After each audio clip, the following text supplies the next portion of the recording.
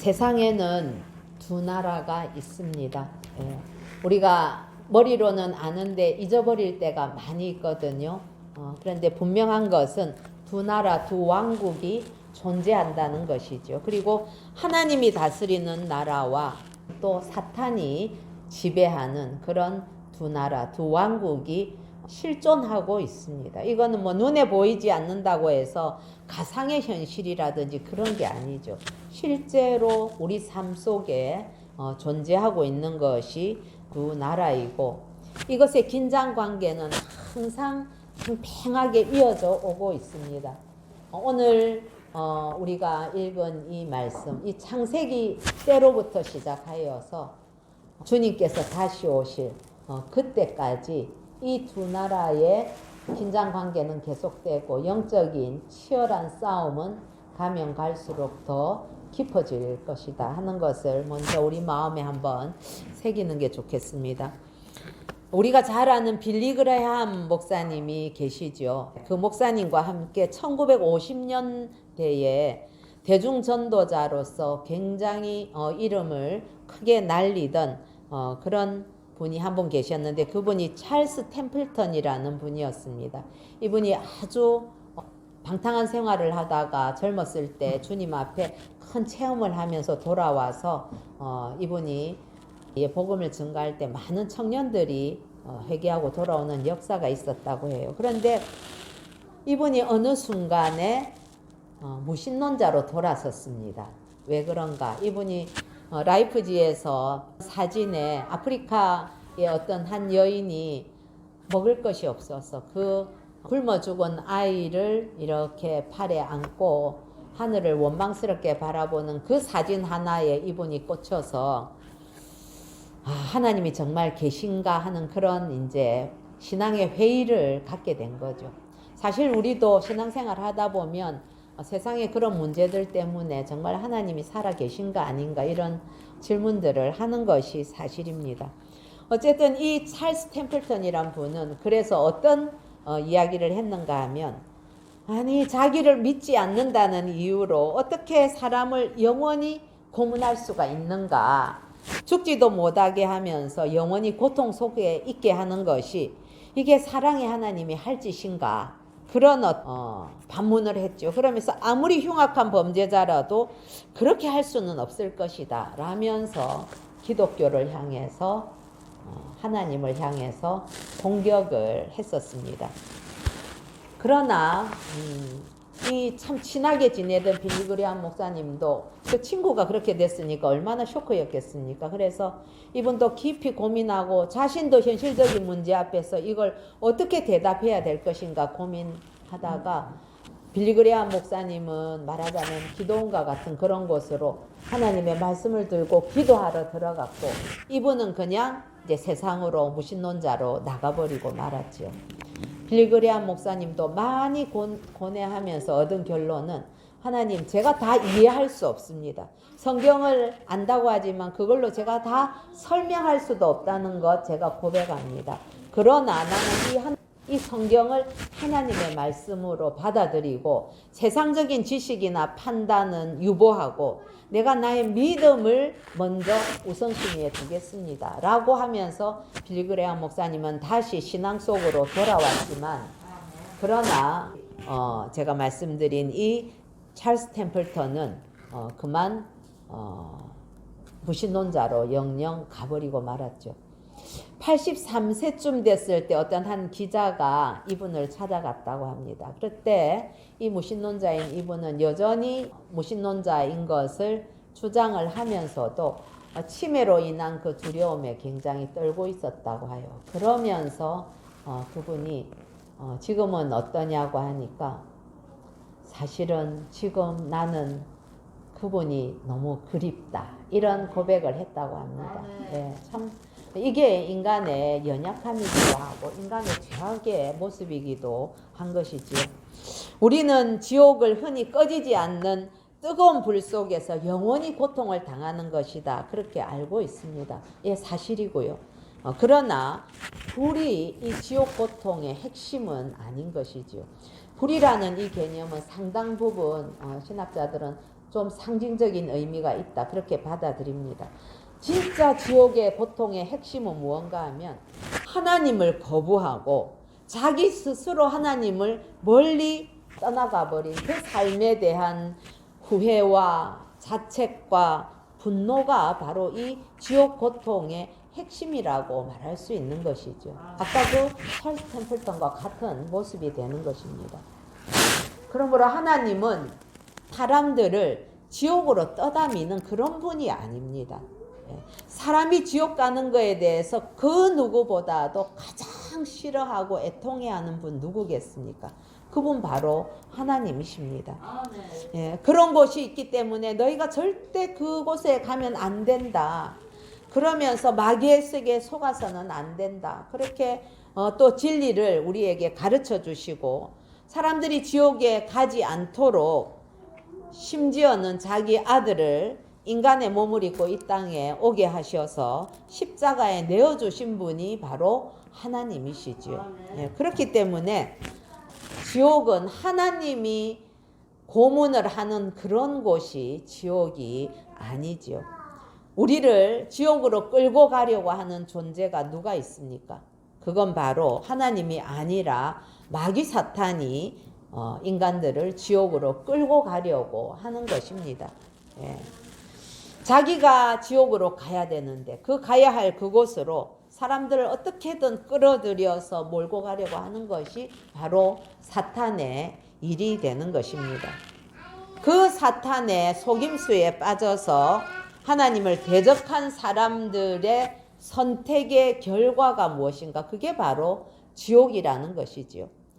여러분, 세상에서는 그래서 하나님이 계시는데 왜 지옥을 하나님이 만들어 가지고 사람을 괴롭히고 그런 논리를 가지고 많이 공격하지요. 그럴 때 여러분들은 뭐라고 대답하시겠습니까? 제가 지금 말씀드린 그런 걸로 가지고 그렇지 않다. 그건 하나님을 떠난 자들이 지옥을 선택한 것이지 결코 하나님은 악을 만드시거나 조장하시는 분이 아니다는 것을 분명하게 말씀하실 수 있어야 됩니다. 그래서 지옥에 대한 성경적인 분명한 개념과 그 가치를 우리 성도들이 알아야만 하겠습니다. 사랑하는 성도 여러분, 그렇기 때문에 지옥에 대해서 말하려면 하나님을 원망해서는 안 되죠. 사탄 마귀를 욕해야 되지요. 사탄은 언제나 자신의 정체를 숨깁니다. 이 참 마귀들이 하는 짓을 보면 은밀하게 하고 거짓으로 위장하고 하는 걸 잘하죠. 그래서 자기를 숨기고 사람들과 하나님 사이를 끝까지 이간질하면서 분리시키는 그것이 사단이 하고 있는 일이고 앞으로도 계속 그 일을 하게 될 것입니다. 오늘 우리가 읽었던 본문의 배경은 어떤 배경입니까? 여러분들 잘 아는 창세기 3장 인간의 죄에 대한 문제들이 나와 있는 곳이지요. 그래서 이 배경은 에덴 동산에서 하나님의 약속을 어기고 선악과를 따먹은 아담과 하와와 그리고 이들을 유혹한 사탄에 대해서 하나님이 하시는 말씀이 오늘 우리 본문의 내용입니다. 여러분, 이 말씀은 인류의 역사가 시작되자마자 가장 어두워진 그 순간, 바로 그 시간에 하나님께서 하신 말씀입니다. 인간을 유혹한 그 사탄을 향해서 선포하는 것인 것과 동시에 사탄에게 붙잡혀버린 인간에게 대한 하나님의 구원의 계획의 선포이기도 한 것이지요. 쉽게 말하자면 인간의 이 죄에 대한 하나님의 처방책이다. 그렇게 말할 수 있습니다. 그래서 이 본문을 원복음 혹은 원시복음이다. 그렇게 이야기를 합니다. 이 말은 복음 이전의 복음이다. 혹은 십자가 사건 이전에 말한 복음, 또 인류에게 최초로 알려진 복음, 예수 그리스도가 오시기 전에 알려진 복음이다 라는 그런 의미를 가지고 있는 것이 원복음, 원시복음이라는 뜻입니다. 그렇다면 이 원시복음은 지금 우리가 알고 있는 그 복음과 다릅니까? 다르지 않습니다. 동일합니다. 복음은 지금의 이 복음과 같은 내용을 담고 있는 것이죠. 그래서 구절은 단 한 구절인데 내용은 엄청나게 많은 내용을 함축하고 있는 것이 오늘 우리가 읽은 이 본문입니다. 대강절을 맞이하면서 우리 예수님이 왜 오셔야 했나? 그 구원의 방법은 무엇이고 예수님이 이 땅에 오신 그 의미는 무엇인가? 이런 것들을 한번 살펴보기 위해서 오늘 이 말씀, 여자의 후손으로 오신 예수, 이 말씀을 여러분과 함께 나누고자 합니다. 우리 창세기 3장 15절을 다 같이 한번 읽어보십시다. 시작. 내가 너로 여자와 원수가 되게 하고 내 후손도 여자의 후손과 원수가 되게 하리니 여자의 후손은 내 머리를 상하게 할 것이요 너는 그의 발꿈치를 상하게 할 것이니라 하시고. 오늘 이 말씀을 통해서 하나님께서 우리에게 가르쳐 주시는 몇 가지가 있습니다. 중요한 것만 한번 살펴보십시다. 첫 번째로는 이 본문의 말씀을 통해서 우리는 구원의 주체가 누구인가를 명확하게 알 수 있습니다. 인간들은 스스로를 구원하려는 많은 노력들을 하지요. 선행을 한다든지, 아니면은 돌을 닦아 본다든지, 그런 다양한 시도들을 하게 됩니다. 그러나 인간을 구원할 수 있는 그 구원의 주체는 누구인가? 이것을 오늘 본문에서 찾을 수가 있는데 우리가 읽은 말씀에 보니까 내가라고 있죠. 그리고 너로 상대가 있습니다. 너로 뭐뭐가 되게 하고 또 내 후손도 또 내 머리를 너는 이런 나와 너의 이러한 그 관계들이 분명하게 나오고 있습니다. 여러분 인간들이 죄를 지었습니다. 아담과 하와가 하나님과의 약속을 어김으로 죄를 지었지요. 그러나 정작 죄는 지었는데도 불구하고 이 죄 문제를 해결할 능력이 없는 거예요. 여러분 우리 애기들 키우다가 애기들이 저지레를 많이 하지 않습니까? 잘못을 했습니다. 근데 아이들이 스스로 그거 다 해결할 줄 압니까? 갓난쟁이 때 똥을 싸면 똥을 지 스스로 해결할 수가 없고 물을 엎질러도 지가 그 물을 막 닦고 이럴 수가 없는 것과 해결할 능력이 없는 것이지요. 바로 인간이 이렇게 저지른 죄를 누가 수습할 수 있는가 하는 것입니다. 그런데 여기에 보면 내가라고 하시면서 내가 이렇게 하고 이렇게 하리니 이렇게 할 것이다. 하나님께서 분명하게 이 구원의 주체는 나이다 라고 말씀을 하고 계십니다.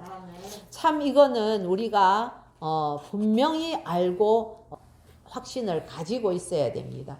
구원의 주체가 인간이라면 여러분 우리가 받은 구원은 날마다 좀 구원 받은 것 같다가 안 받은 것 같다가 늘 그 기준이 흔들리게 될 것입니다. 그러나 여러분 하나님이 구원의 주체이시기 때문에 하나님이 우리를 구원하셨다면 그 구원은 나의 상태와는 전혀 무관하게 유지될 수 있다는 놀라운 은혜가 이 구원의 주체 속에 들어있는 것입니다. 두 번째로는 이 구원의 방법은 그러면 무엇인가 하는 걸 우리가 알 수 있습니다. 여기에서 보면 나는 누구이죠? 하나님이시죠. 그리고 너는 뱀과 사탄, 뱀으로 위장한 사탄을 의미합니다. 여기에서 여자는 나오는데 이 여자는 선악과를 따먹은 사람이죠. 즉 사탄과 이 인간이 서로 무엇이 되게 한다? 원수가 되게 하는 방법으로 하나님께서는 이 구원의 방법을 선택을 하셨는데 더 중요한 것은 그 다음 이어지는 구절에 나옵니다. 내 후손도 여자의 후손과 원수가 되게 하리니 이 내용이죠. 즉 그 당시에서 사탄과 아담과 하와와의 관계로 끝나는 것이 아니라 사단에게도 후손들이 있게 될 것이고 그리고 이 아담과 하와에게도 이 여자에게도 후손들이 있게 되는데 그 두 관계가 계속적으로 원수가 된다는 그런 이야기를 하고 계시는 것이지요. 그런데 여러분 여기에 보면 여자의 후손이라는 표현이 나옵니다. 그런데 이 여자의 후손이라는 것은 히브리적인 그런 사고에서 볼 때 이거는 논리적으로 성립이 되지 않는 것입니다. 왜냐하면 이스라엘은 철저하게 남성 중심의 사회입니다. 우리도 뭐 이렇게 족보 보면 주로 남자들 이름들이 있고 그 다음 여자들은 넣는 데도 있고 안 넣는 데도 있고 그렇긴 하지요. 그런데 이 남성 중심의 사회로서 이스라엘의 이 족보에 보면 남자가 자식을 낳는 걸로 되어 있습니다. 여러분 마태복음 1장을 한번 펼쳐보십시다. 마태복음 1장 보면 아내가 낳은 것이 아니라 철저하게 남편인 남자가 낳은 걸로 표현되고 있습니다. 우리 마태복음 1장 2절과 3절 읽어봅시다. 시작. 아브라함이 이삭을 낳고 이삭은 야곱을 낳고 야곱은 유다와 그의 형제들을 낳고 유다는 다말에게서 베레스와 세라를 낳고 거기까지 합시다. 여기 보니까 아브라함이 누구를 낳았다고 이삭을 낳았다고 이야기를 하죠. 사실은 놓는 거는 누가 낳습니까? 사라가 낳지 않습니까? 그런데 이삭은 또 리브가가 낳았는데도 야곱을 낳았다고, 이삭이 야곱을 낳았다고, 야곱은 또 유다와 형제를 낳고 자기 며느리인 다말에게서 베레스와 세라를 낳았다. 유다가 낳았다는 문맥입니다. 그런데 우리 16절 같이 한번 읽어보십시다. 시작. 야곱은 마리아의 남편 요셉을 낳았으니 마리아에게서 그리스도라 칭하는 예수가 나시니라. 여러분 여기에서 앞부분에 이 야곱은 마리아의 남편인 요셉을 낳았다. 이거는 이제까지 남자가 아이를 낳았다는 표현과 동일합니다. 그런데 여러분 그 뒷부분은 어떻게 나옵니까? 마리아에게서 그리스도라 칭하는 예수가 나시니라. 그렇게 표현을 하고 있습니다. 남자가 아이를 낳았다고 표현하지 않고 마리아에게서 예수가 낳았다 하는 겁니다. 다시 말하면 이 여자의 후손이라는 이 말은 남자를 통하지 않은 인간을 의미하는 것입니다.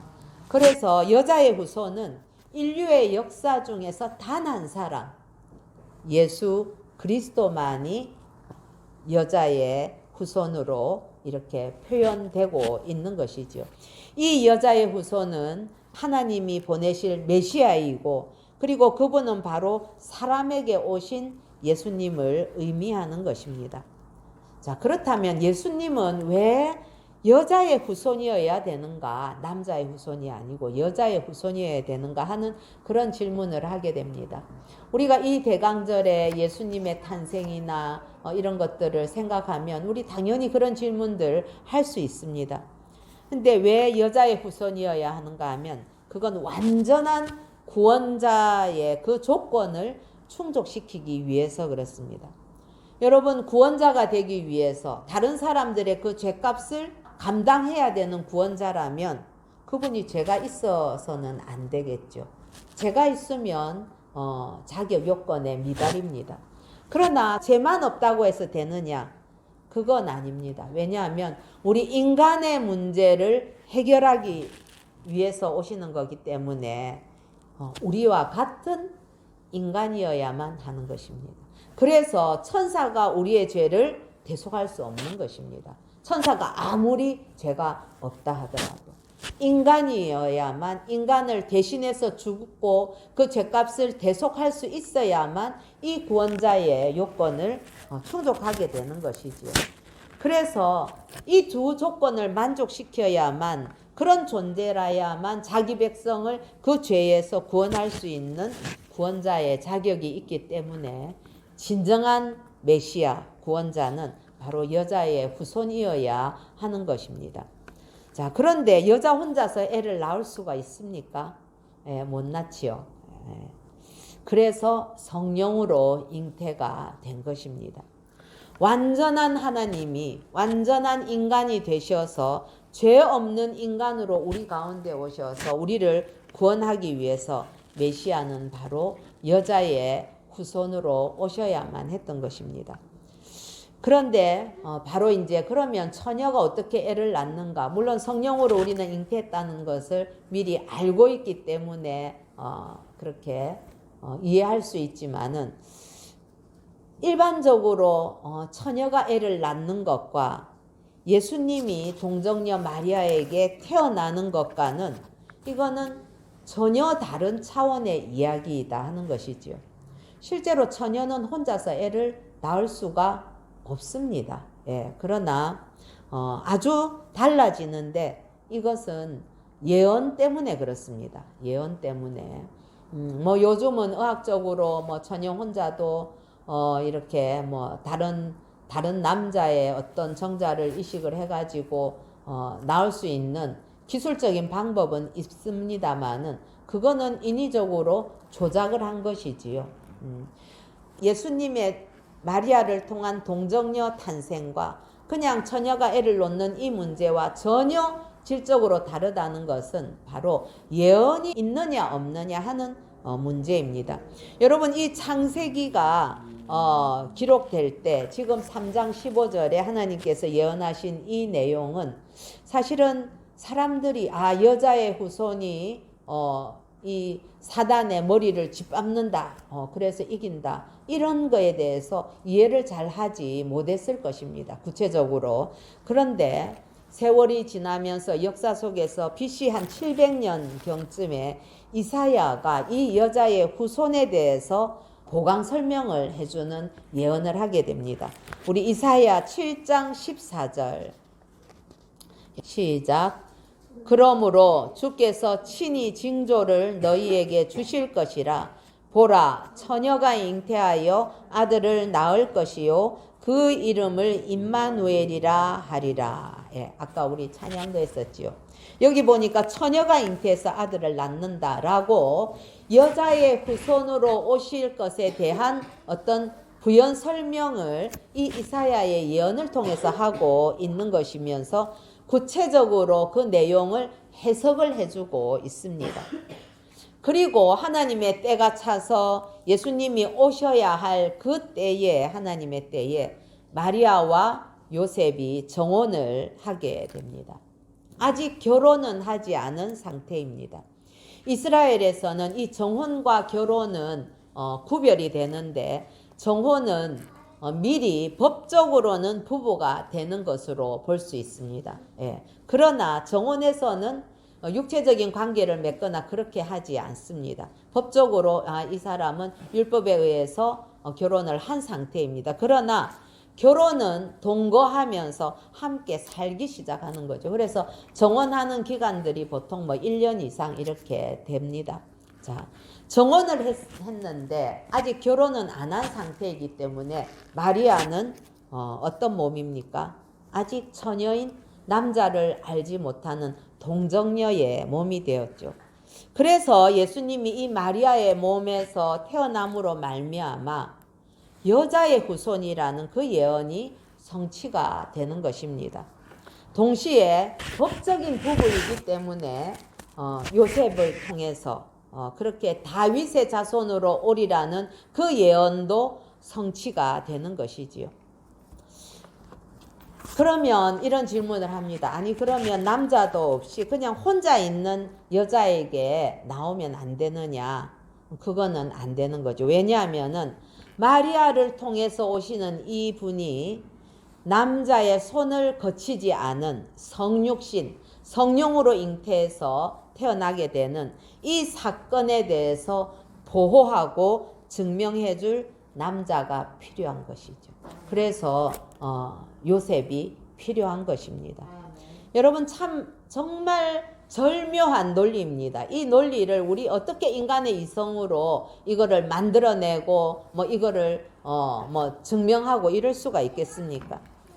하나님께서 창세기에 약속하신 이 약속이 역사 속에서 다시 해석되어지고 성취되는 것을 보면 너무너무 놀랍고도 놀랍습니다. 정말 완벽한 하나님의 시나리오 안에서 우리 주 예수 그리스도가 탄생한 것이지요. 그래서 이 동정녀 탄생은 여자의 후손으로 오실 것이 예언이 되었고 시간이 가면서 어떻게 될 것인지를 구체적으로 해석이 되었고 그리고 역사 속에서 성취된 유일한 사건이 바로 예수님의 동정녀 탄생이지요. 그렇기 때문에 여자의 후손으로 메시아가 오신다는 이 예언이 미리 있었기 때문에 예수님의 동정녀 탄생은 처녀가 애를 낳는 것과는 전혀 별개의 사건이라는 것을 우리는 이해해야만 할 것입니다. 그렇다면 이 구원의 메시아가 오신 결과가 무엇인가 하는 것이지요. 여러분 우리 본문의 후반부에 한번 여자의 후손은 거기에서부터 읽어볼까요? 시작. 여자의 후손은 내 머리를 상하게 할 것이요 너는 그의 발꿈치를 상하게 할 것이니라. 그렇게 합니다. 이 말씀은 메시아가 오셔서 사탄을 완전히 진멸한다는 것을 예언합니다. 그래서 인류 역사의 그 최후의 목적은 바로 메시아로 인한 사탄의 완전한 멸망입니다. 우리가 예수님의 탄생을 간절히 기다리고 있는 이 대강절을 보내고 있는데 이 예수 탄생이 왜 그렇게 중요한 것인가? 이건 바로 원복음인 예언이 예수 그리스도 그분에게서부터 성취가 되었기 때문이지요. 하나님께서 오래전 멀고 먼 그 예언이 마침내 예수님에게서 성취가 되었기 때문인데 그래서 예수의 탄생은 그냥 탄생이 아니고 하나님의 그 원대한 구원 계획에서 꽃이 피는 사건이기 때문에 우리가 이 예수님의 탄생이 위대하고 감격스럽고 아름다운 사건이 되는 것입니다. 자, 오늘 이 15절에서 하나님께서는 우리에게 세 가지를 약속해 주십니다. 완전히 사탄을 진멸하신다 하는 그 말씀 속에 어떠한 약속들이 숨어 있는지 우리 한번 살펴보십시다. 첫 번째로는 죄로 인해서 하나님과 멀어진 인간에게 하나님께서는 화목을 선포하십니다. 인간이 타락함으로 상실한 것이 있다면 그게 뭐겠습니까? 이거는 죄를 짓기 전과 지은 후가 서로 달라진 것이 있는데 화평이 깨어져 버렸습니다. 하나님과 친밀함을 깨뜨리게 된 것인데 이건 바로 죄가 하나님과 우리 사이의 화목을 깨뜨려 버린 것이 됩니다. 인간이 누구입니까? 하나님의 형상으로 지음받은 인간이지요. 그런데 하나님과 불화하는 하나님의 원수의 자리에 서게 돼버린 것이지요. 혹자는 이렇게 말합니다. 아, 참 진짜 하나님 너무 하시네. 선악과 하나 따먹은 거 가지고 그게 뭔 대수라고 하나님과 원수가 되고 인간이 지옥에 가야 되나? 너무 심하지 않나? 그런 이야기를 하는 사람도 있습니다. 안 믿는 사람들 중에는. 그러나 여러분, 이 문제는 선악과 과일 하나 따먹은 그런 문제가 아닙니다. 과일 하나 먹은 그게 중요한 것이 아니라 사탄의 말을 듣고 하나님 말보다 사탄의 말을 듣고 사탄과 짝짝꿍이 돼서 한패가 된 것, 그것이지요. 인간이 하나님과는 원수가 되고 대신 사탄과 화목하게 되고 이 사실이 중요한 것입니다. 이게 바로 타락이고 바로 범죄의 결과가 되는 것이지요. 그러나 여러분, 이 엄청난 비극의 이 순간에 하나님께서는 지금 뭘 말씀하고 계십니까? 죄로 인해서 하나님과 죄인 사이에 깨어진 화목을 내가 나서서 하나님이 나서서 다시 화목하게 회복시키겠다는 것을 이 말씀이 포함하고 있습니다. 그래서 여러분 오늘 이 말씀이 복음이 되는 것입니다. 죄인이 되어버린 인간이 하나님 앞으로 다시 돌아올 수 있도록 하나님의 자녀가 될 수 있는 그 길을 만들어 주신 것이지요. 이걸 여러분 누가 할 수 있겠습니까? 인간이 스스로 할 수 있다고요? 천만의 말씀입니다. 이것은 하나님만이 하실 수 있는 일이지요. 내가 너희들과 다시 화목하게 하겠다. 너희는 나를 범죄하고 떠났지만 나는 너희와 다시 화목을 이루겠다는 약속을 우리에게 주시는 것이지요. 두 번째 약속을 주셨는데 그건 우리에게 자유를 주시겠다고 약속하셨습니다. 로마서 6장 16절에 보면 너희 자신을 종으로 내어주어 누구에게든지 순종하든지 그 순종함을 받는 자의 종이 되는 줄을 너희가 알지 못하느냐? 혹은 죄의 종으로 사망에 이르고 혹은 순종의 종으로 의에 이르느니라. 여러분, 이 말씀의 원리는 그렇습니다. 순종하는 것에 종이 된다 이겁니다. 예. 우리가 사탄에게 순종하면 사탄의 종이 되지요. 하나님 말씀에 순종하면 하나님의 종이 되는 것입니다. 사탄에게 순종했기 때문에 죄의 종이 되어버린 것입니다. 여러분, 사람들을 한번 보십시오. 우리 주변에도 수많은 사람들이 사단에게 순종하고 마귀에게 순종해서 마귀의 종으로 살아가고 있습니다. 예. 겉모습은 다 멀쩡하지요. 그러나 살아가는 모습, 그 내면을 바라보면 마귀의 종으로 살아가는 것을 우리가 볼 수 있어야 됩니다. 눈에는 안 보이겠지요. 그러나 보면 보입니다. 마귀의 종이 되었기 때문에 세상과 짝하는 것이 그렇게 재밌고 즐겁고 악한 거를 보면은 거기에서 막 짜릿한 흥분을 느끼고 쾌락을 느끼고 스릴을 느끼고 하는 것입니다. 그래서 모든 게 막 잘 되면 악한 것들이 잘 되면 그걸로 빠져들게 되는데 그것은 마귀의 종이 되었기 때문에 그렇지요. 그러나 반대로 사람들이 거룩을 향해서 막 나아가면서 하나님을 찬양하고 거기에서 큰 기쁨을 느낍니까? 못 느낍니다. 일반적으로는. 그래서 여러분, 악은 얼마든지 상상을 해낼 수 있습니다. 그러나 선을 상상하기는 어렵다고 합니다. 그렇기 때문에 작품 중에서 지옥을 리얼하게 묘사하는 건 가능하지만 천국을 리얼하게 묘사하는 것은 불가능하다고 해요. 왜냐하면 죄된 인간은 선을 무궁무진하게 상상해내기 어렵기 때문에 그렇습니다. 이게 바로 인간이 죄의 종이 되었기 때문이죠. 그런 우리를 하나님께서 죄에서 사탄에게서부터 자유케 하신다고 우리에게 약속하십니다. 인간의 능력으로는 도저히 불가능한 일이지요. 오직 하나님이 메시아이신 예수 그리스도의 그 보혈의 능력으로만 가능한 일이 되는 것입니다. 여러분, 죄에서 자유를 얻게 함은 보혈의 능력, 주의 보혈. 우리 이 찬송 부르지 않습니까? 보혈, 예수 그리스도의 그 보혈. 예수님이 인간이기 때문에 피가 있지요. 그래서 그 보배로운 보혈로 피로 말미암아 우리가 죄에서 자유를 얻게 되는 것이지요. 여러분, 죄에서 자유를 얻으셨습니까? 아멘. 자유를 얻었습니다. 그럼에도 불구하고 법적으로 우리는 분명히 자유인인데도 자꾸 죄에 말려 들어갈 때가 있습니다. 그게 우리가 현실 삶 속에서 겪게 되는 그런 갈등이고 딜레마입니다.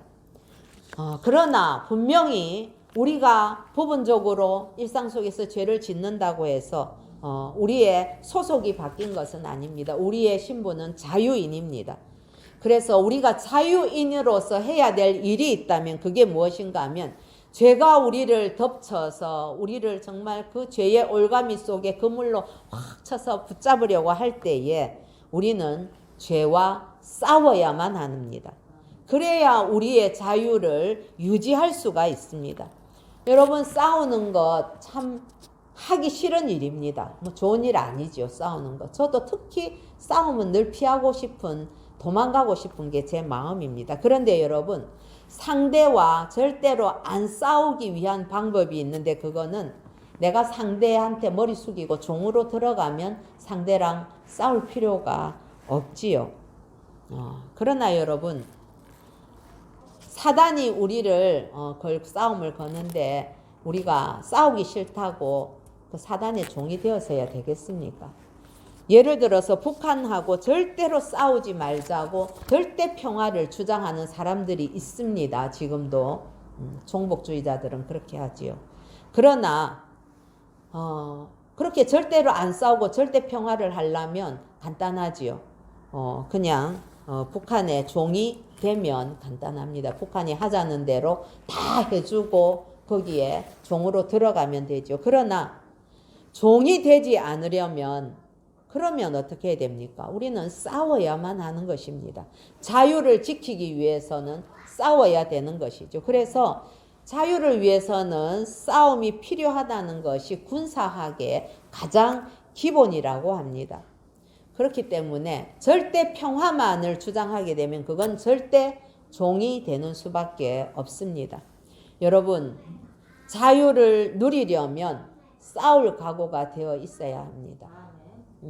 우리 가족들과 싸우라는 말이 아니라 사단과 죄와 싸울 각오가 되어 있어야만 하는 것이 바로 영적인 원리인 것이지요.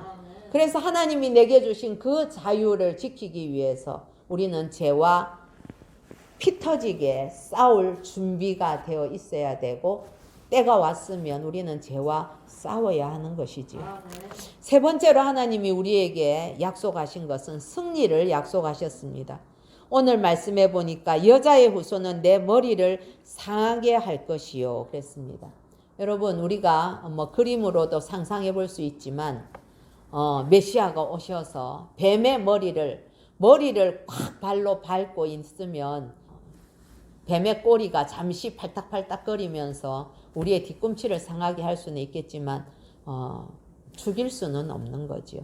그건 이미 예수 그리스도께서 사단을 완전히 이기셨다는 것입니다. 그래서 하나님께서는 우리에게 그 승리를 약속하셨죠. 내 힘이 아니라 여자의 후손인 예수가 머리를 밟아서 이겼기 때문에 우리는 사단과의 싸움에서 때때로 부상을 입을 수는 있지만 우리는 승리할 수 있는 것입니다. 아니, 승리는 이미 정해진 것입니다.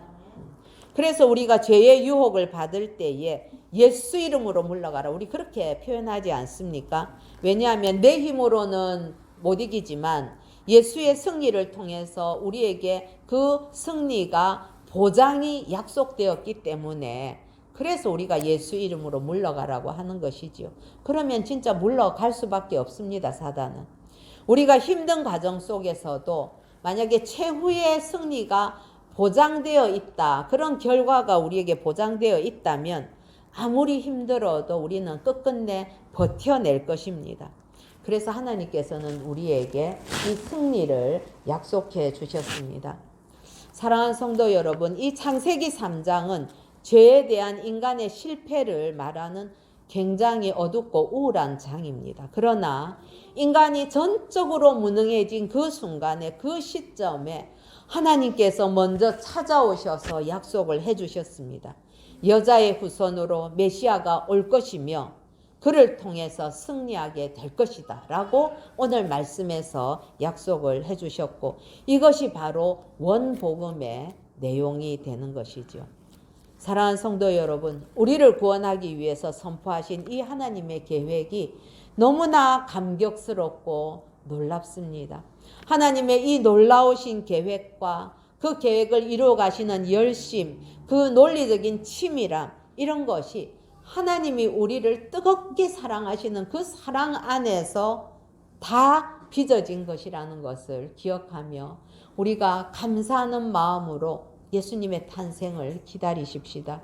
이 약속을 믿고 하나님과 화목하면서 죄에서 자유하면서 승리가 보장되었다는 것을 알고 그것을 누리는 저와 여러분 되시기를 우리 주 예수님의 이름으로 축복합니다. 기도.